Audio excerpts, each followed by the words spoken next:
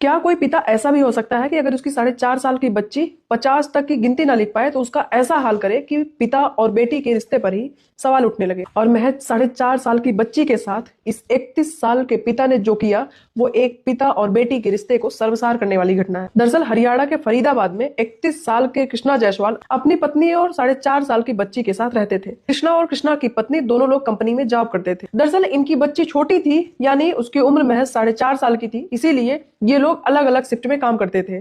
पिता दिन में बच्ची की ध्यान रखता था और पत्नी कंपनी में काम करने जाया करती थी, और रात में ये कृष्णा खुद कंपनी में काम करने जाया करता था। रात में पत्नी इस बच्ची की ध्यान रखती थी, और रोज की तरह शनिवार को भी कृष्णा की पत्नी अपनी बच्ची और पति को खाना पीना बनाकर खिला के कंपनी में काम करने चली जाती हैं। तो कृष्णा दोपहर में अपनी बच्ची को बिठा के पढ़ा रहे थे।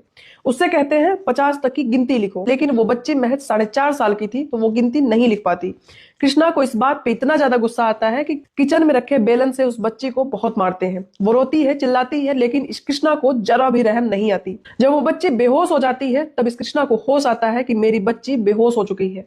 वो तुरंत हॉस्पिटल ले जाता है, लेकिन हॉस्पिटल में ले जाने के बाद डॉक्टर ने उस बच्ची को मृत घोषित कर दिया। लेकिन जब उसकी पत्नी घर पे आती है तो वो अपनी पत्नी से भी झूठ बोलता है। वो कहता है कि ये सीढ़ी से गिर गई, जिस वजह से बेहोश हुई, हम इसको हॉस्पिटल ले गए, लेकिन डॉक्टर ने इसे मृत घोषित कर दिया। लेकिन जब वो माँ अपनी बच्ची को देखती है तो उसको समझ में आता है कि बच्ची किसी सीढ़ी से नहीं, बल्कि इस बच्ची को किसी ने बेरहमी से मारा है, क्योंकि पीठ पे, हाथ पे, पैर पे, हर जगह चोट का निशान था, नीला पड़ा हुआ था। वो पत्नी पुलिस को फोन करती है, और जब पुलिस मौके पर पहुंचती है, पत्नी द्वारा बताए गए बयान के हिसाब से पति कृष्णा को पुलिस अरेस्ट करती है, कड़ाई से पूछताछ करती है, तो कृष्णा सारा सच बता देते हैं। सोचिए कोई पिता इतना बेरहम कैसे हो सकता है कि वो अपने 4.5 साल की बच्ची को गिनती न लिखने की वजह से इस तरह बेरहमी से मारता है कि उसकी जान चली जाती है। वैसे इस पूरी घटना पर आपकी क्या राय है? प्लीज कमेंट बॉक्स में आप अपनी राय जरूर रखिएगा। Thank you.